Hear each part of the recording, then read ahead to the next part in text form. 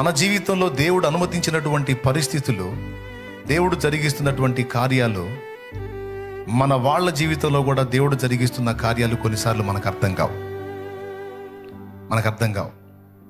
మనకు కూడా కొన్నిసార్లు దేవుడు ఏదో ఆటలాడుకుంటున్నాడేమో నాతో అన్నట్టు అనిపిస్తుంది.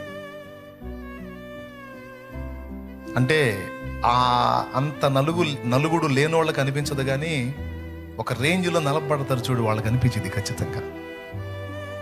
దేవుడు నాతో, నా మనసుతో ఆడుకుంటున్నాడా, ఆటలాడుతున్నాడా? నేను ఒక మనిషిని, నాకు ఒక మనసు ఉంది, నేను దానిలో యాతన పడతానని దేవుడికి తెలియదా?